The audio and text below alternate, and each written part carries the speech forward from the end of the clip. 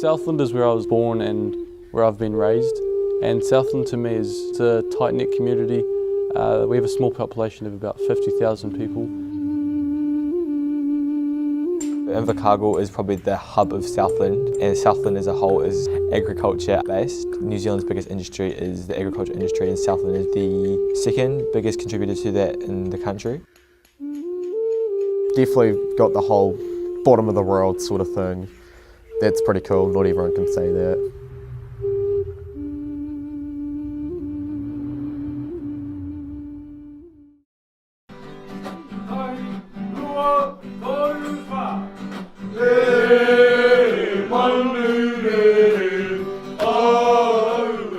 Southland Boys High School is an all-boys school.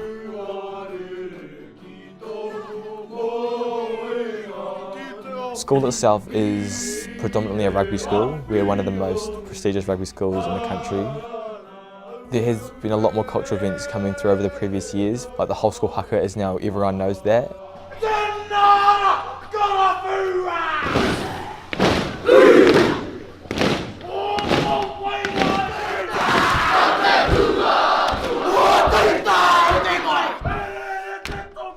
In terms of the history of the school, we are one of the lucky schools in the country who have our own school personal museum.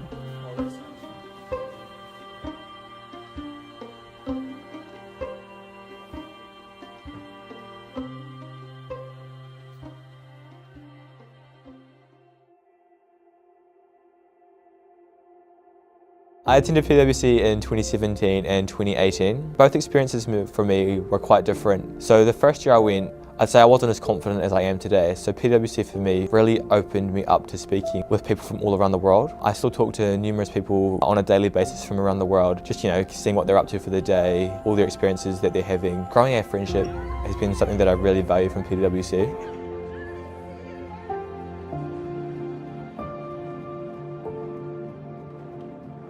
The friendships that we got from PDWC are so important and big. Think about this, we got randomly put out to Japan with a few people we know and met however many people from around the world, and we just got along. It was simple as that, and I met some of the greatest friends I've ever had, and it's just insane to me that you can just do that. Before going to PDWC, I just thought it was going to be another competition, but when we got there, from the get-go, PDWC was so inviting and friendly, and their biggest emphasis on us was family. Over the duration of the competition, that became true, and all the people from around the world who were at first shy and didn't know each other became very great friends and were driven to tears when we had to leave each other. You definitely got the connection. You learnt a lot more about how hard people work. Like an example is when I was with Hiroki on the bus. He was given his school schedule where he starts at like 8 or 9 o'clock and goes to 11 at night, and I'm thinking, how do you do that? I go to school 6.5 hours a day and maybe do study at home. He's so determined for his goal, and that really inspires me a lot.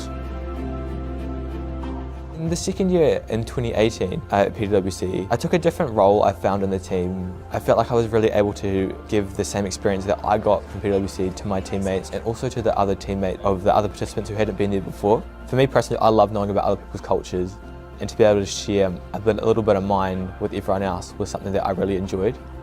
Something that I take pride in, being a Māori person in New Zealand. Being able to share a haka with a room full of international people was quite eye-opening.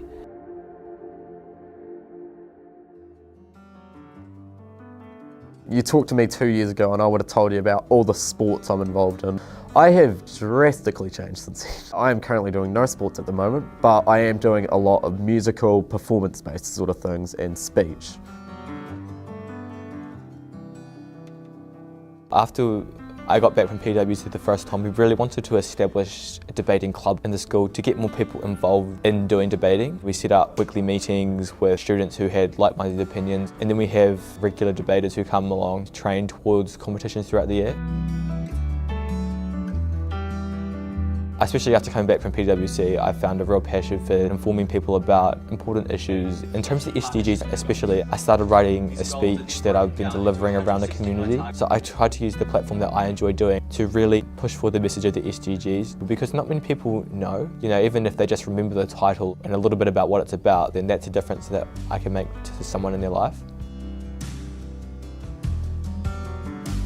My future ambition, I got a bit of an outgoing one. I want to end up in space. After school, I plan to go to uni and work in physics a lot. And then from there, I want to move to the US. I'm going to start going to space camps and then hopefully one day get the opportunity to actually go up to the International Space Station or even like the moon or maybe even Mars. But we are this in the universe, basically.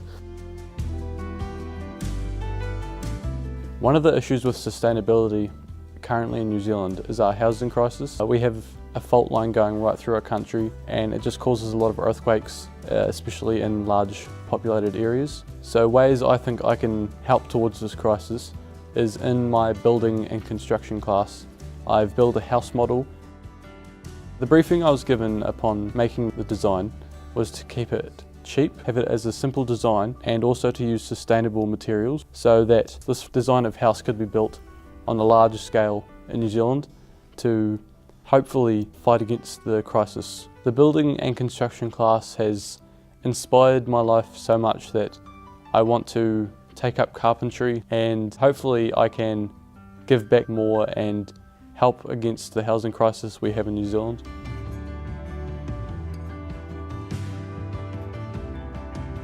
So where I want to take my direction in the future is definitely within the culinary industry. And most people find that quite odd considering that I'm vegetarian and most people associate culinary with meat.